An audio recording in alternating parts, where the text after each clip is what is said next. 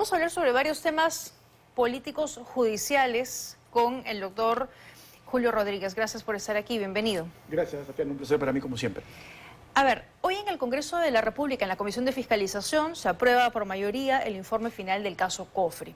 Y hay dos aristas, el lado político y el lado más penal. Desde el lado político, lo que recomienda este grupo parlamentario es que se considere una eventual vacancia. Le dice al Pleno, a ver, vamos a ver si es que ustedes consideran que aquí hay incapacidad moral permanente, porque nosotros concluimos que la presidenta ayudó al señor Cerrón en una presunta fuga. No pueden confirmar que hubo fuga, pero que sí hay indicios para establecer la ruta, es lo que dice ese grupo parlamentario. ¿Cómo lo ves?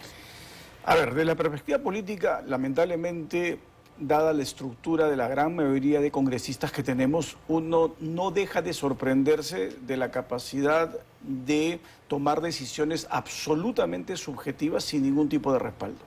A ver, estamos hablando de vacancia a un presidente, no estamos hablando de cualquier cosa. Yo no puedo vacar a un presidente porque me parece que hubieron posibilidades de.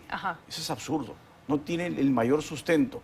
Es decir, si estamos hablando de mínimos estándares que tiene que tener el Congreso, ya se ha dicho innumerables veces, aun cuando el Congreso es una sede política que investiga a través de sus comisiones, no pueden pasar por alto las reglas del debido proceso.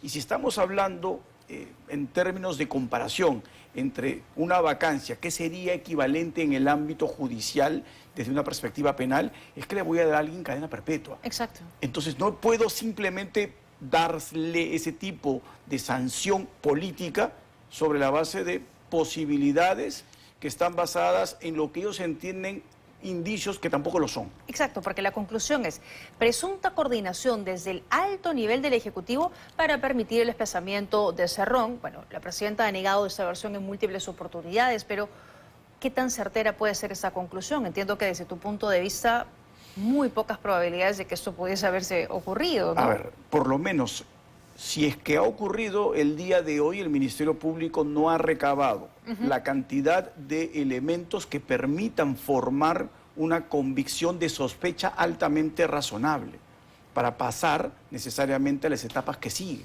Claro. Entonces estamos hablando en esencia de una investigación que ha sido muy extensa desde mi perspectiva, extremadamente acuciosa. Eso se llama en derecho penal sobreabundancia. Ha sido sobreabundante, yo supongo también para curarse en salud, porque estamos hablando del presidente y el presidente en una situación bastante cuestionada. Entonces, a pesar de que han hecho todo ello, el Ministerio Público no encontró nada.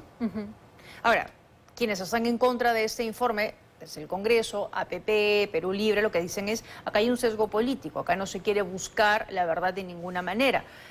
Y viéndolo, desde también retrocediendo un poco a otros parlamentos, a otras comisiones, ¿qué tan a fondo puede llegar una comisión parlamentaria para investigar, en este caso, un presidente? No solo qué tan a fondo pueden llegar, porque no tienen todas las prerrogativas para ello, sino que además lo más grave es la perspectiva respecto de la cual construyen su tesis. Paso atrás, ¿a qué me refiero? Ni en derecho puedo yo investigar para reconstruir la verdad. O sea, los jueces, los fiscales, los abogados, no somos historiadores, no somos arqueólogos, no reconstruimos verdades. Lo que formamos es estándares de certeza altamente probable a través de los elementos de convicción, a través de lo que se traduce en juicio como pruebas, para más allá de toda duda razonable establecer que esa persona es responsable. Eso no es verdad histórica, no le compete hacer verdad histórica. Si no le compete al ámbito de justicia, porque si no estaríamos hablando de estándares en donde no llegaría siquiera a condenas, imagínate cómo voy a pretender hacerlo desde la perspectiva congresal. Es que ahí viene lo que hemos conversado tantas veces. El nivel de nuestros congresistas en esta ocasión, en la gran mayoría de casos, es realmente paupérrimo. Porque fíjate que en un momento de este informe, además, citan la actitud de la presidenta y dicen que ella ha mantenido una actitud soberbia y autoritaria al usar bienes del Estado indiscriminadamente como si fueran particulares, propios. ¿Esto es relevante para una investigación de este tipo? A ver, yo no puedo valorar lo que percibo como actitud de alguien. Eso es inverosímil. O sea, yo puedo valorar a una persona desde una perspectiva por su actitud y finalmente puede ser que en la materialidad del acercamiento a la persona resulta que no es soberbia, resulta que es tímida, claro. Es pura subjetividad. Porque al final, esa actitud va a desencadenar al final en hechos, y son los hechos los que yo tengo que evaluar. Así es más, las actitudes uno las puede subjetivizar porque es lo normal. Yo lo que tengo que establecer claramente es cuál es el comportamiento de la Presidente, en este caso, transgresor de las reglas y los estándares propios del cumplimiento de su rol como tal. De acuerdo. ¿Dónde están? ¿Qué normas ha quebrantado? Entonces, yo entiendo normas quebrantadas que corresponden a la función del presidente, pues ahí puedo discutir eventualmente una vacancia si es que el estándar de la norma es muy alto, si la norma es tan relevante para el ejercicio del cargo y lo ha quebrantado.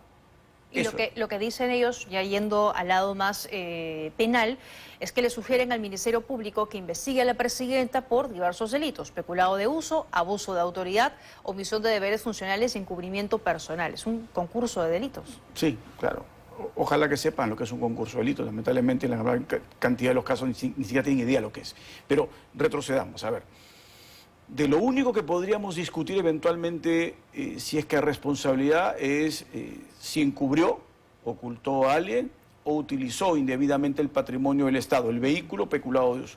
Pero si el vehículo se le asigna, y esto es lo importante, no en razón del cargo, ¿no?, o en función del cargo, son dos cosas totalmente distintas. Eso depende de la naturaleza del funcionario. El policía recibe la moto cuando es de tránsito en función del cargo. En el momento que deja de ejercer el cargo porque ya pasó su hora, él tiene que devolver la moto, no se va con la moto a su casa. De acuerdo. Pero si lo recibo en razón del cargo, como lo reciben ministros o la presidente, lo pueden usar permanentemente, claro, y no hay ningún tipo de limitación. Entonces, ese peculado de uso lo descartamos. Vamos al encubrimiento. ¿Qué prueba se tiene el día de hoy que la Presidente ha encubierto, es decir, ha escondido, ha tratado de sustraer de una investigación al señor Cerrón? Dato objetivo el día de hoy, ninguno. Si tuviese alguno, yo desde mi perspectiva diría, con ese dato yo puedo iniciar investigaciones y eventualmente culminar en una sanción. No lo tenemos. No, porque ellos mismos reconocen el informe. No tenemos pruebas concretas de que existió la fuga, de que el señor Cerrón estuvo ahí, que se le facilitó, en fin. Solo hay indicios que nos hacen creer que pudiese haber ocurrido eso de tal o cual manera. Incluso en algún momento mencionan al condominio en Sarapampa, que la presidenta ha explicado estuvo ahí por motivos familiares, personales.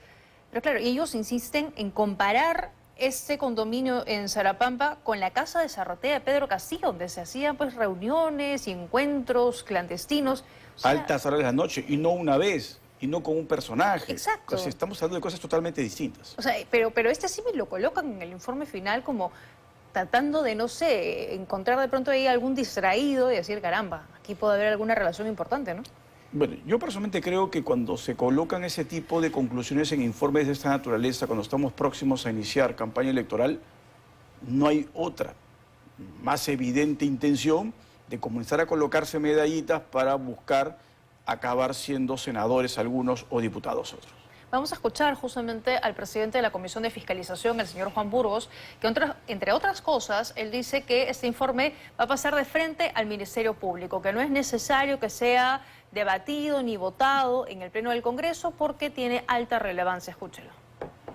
Ese informe final no debe ser aprobado por el Pleno del Congreso. Nosotros se nos pidió, se nos solicitó Fiscalía, Ministerio Público, todo lo avanzado. Son 2.356 aproximadamente folios que serán alcanzados a la Fiscalía, al Ministerio Público. Como recomendación directa. Son recomendación, y dentro de las recomendaciones que hemos aprobado, bueno, está ahí los indicios que existe una forma de comportamiento impropio de una presidenta de la República. Él habla, claro, del comportamiento, ¿no?, de lo que decíamos, las actitudes, pero más allá de lo que haya podido reunir en hechos que probablemente sirvan al Ministerio Público, es mínimo. Incluso es importante señalar también que este grupo parlamentario no tiene facultades de comisión investigadora. Entonces, correcto, aún son más limitadas sus funciones. Sí tendría que pasar por el Pleno para ser aprobado, pero él considera que lo que tiene es tan importante que tiene que saberlo el fiscal de inmediato. A ver, y trata de justificarlo sobre la base de tengo más de 2.000 folios.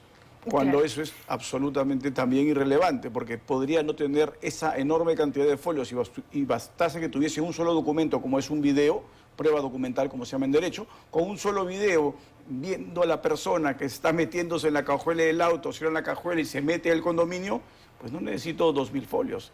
Tengo una prueba contundente de que están escondiendo a alguien. Después se verificará si es que el escondido era el señor Cerrón. Con eso tendría el caso prácticamente en una situación de un elemento de convicción tan contundente que eso sí el Ministerio Público lo haría positivamente. Pero retrocedamos, no hay nada más que especulación pura. La Fiscalía puede utilizar indicios para iniciar investigaciones, sí, pero los indicios son suficientes para ir avanzando en las etapas, no. Claro, y probablemente, insisto, lo que ellos tengan es lo mismo que tenga el Ministerio Público y hasta menos, ¿no? Pero bueno, eso le ha costado también tiempo y dinero, son recursos importantes al Congreso, porque han sido múltiples sesiones las que han tenido dedicadas a esto y finalmente la conclusión no parece ser la más importante. Hablemos del señor Martín Vizcarra. Hoy el Jurado Nacional de Elecciones ha ratificado su desafiliación a su propio partido político, a Perú Primero. Y claro, esto siguiendo un poco la línea de lo que ya se había declarado meses atrás. Como tiene 2 inhabilitaciones aprobadas en el Congreso, lo desafiliaron. Él ha presentado un recurso de apelación que hoy fue declarado infundado. Entonces, ¿cómo queda Martín Vizcarra? ¿Puede seguir haciendo campaña? A ver, lo que sucede es que una persona haga proselitismo político no necesita estar afiliado a un partido político. Ese no es un requisito sine qua non. Entonces, cualquier persona puede ir y hacer arengas, puede ir y dar discursos, ¿no? Entre comillas, pueden ser invitados para determinados partidos a dar discursos sin ser candidatos a nada. Eso no puede ser limitado, porque es parte de la expresión de un ser humano, expresar sus ideas y sus pensamientos políticos. Eso no puede ser limitado así. Sin embargo, eso es totalmente distinto a que él pueda candidatear porque tiene inhabilitaciones. Eso es evidentemente diferente. Y a eso le agregamos que está a puertas de que se le emite un fallo. Y el fallo, si es que valoramos lo que se ha hecho público y comparamos con otros casos que ya están dándonos una muestra de cuál es la lectura que tienen los tribunales desde la perspectiva del comportamiento de estos altos dignatarios, creo yo que vamos a sumar a alguien más a Barradillo. Es que hay varias cosas importantes que has dicho, que me gustaría desmenuzar. Lo primero es que el señor Martín Vizcarra ha utilizado en los últimos meses el discurso de persecución. No me quieren dejar postular, ser candidato, porque los vencería a todos. Y claro, y va con este discurso ahora a fueros, digamos, internacionales, para que lo dejen postular, para que le permitan, digamos, ser candidato. ¿Esto podría abonar un poco en su tesis de persecución política si es que mañana, pasado, termina el juicio y lo declaran culpable? No, no tiene nada que ver. A ver, él está inhabilitado por comportamientos evidentemente ilícitos. O sea, ya lo dijo el Tribunal Constitucional. Lo que hizo fue dar un golpe de Estado, irrupción del orden constitucional. Y lo ha dicho el intérprete más importante que tenemos de la Constitución, el Estado de Derecho. A eso le agregas todos los temas penales que él tiene pendientes, que en algunos de ellos el estándar, a diferencia de Boluarte, por lo menos en este caso, el estándar de elementos de convicción es sobreabundante, que lo vinculan como responsable. Sus propias personas allegadas a él, que narran cómo le entregaron el dinero, cómo coordinaron las reuniones, los sobres, todo eso ha quedado evidenciado en el juicio. Entonces no puede de ninguna manera decir que se trata de un perseguido político. Se trata de una persona que ha cometido delitos y extremadamente graves, razón por la cual es que lo inhabilitaron. Y la inhabilitación va a ser una de las sanciones que va a recibir. Lo que está construyendo, creo yo, como otros eventualmente, es tratar de buscar en algún lugar, ¿no?, a nivel extraterritorial, que eventualmente le den algún asilo. Ya, y ese es el punto siguiente, porque Martín Vizcarra tiene solo un impedimento de salida del país, es la única, digamos, restricción que tiene hoy, que vence el 4 de julio. Para esa fecha, el juicio no va a haber terminado. Las proyecciones, y lo comentamos hace unos meses, eran que termine en los primeros 3 meses de este año, pero avanza todo tan lento que probablemente agosto, septiembre, recién podamos tener un fallo. En ese sentido, la Fiscalía debería pedir una ampliación, porque si no Martín Vizcarra podría salir del país sin ningún problema. A ver, lo comentamos también hace varios meses y te dije que lamentablemente si no la Fiscalía acelera, lo que se va a buscar es que se llegue al momento en donde no haya restricción y sobre pretexto y está sembrando para después cosechar la idea de que yo soy un perseguido. Por eso me fui de mi país. Me fui de mi país porque me iban a condenar indebidamente porque yo soy un candidato que no quieren reconocerlo como tal. Claro, eso es lo que buscar como discurso para que algún país lo asile. Claro. La pregunta es, ¿algún país de nuestro entorno lo asilará?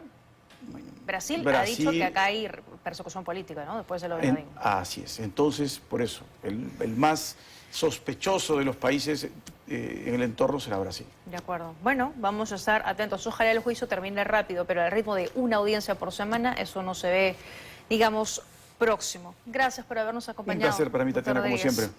Nos vamos a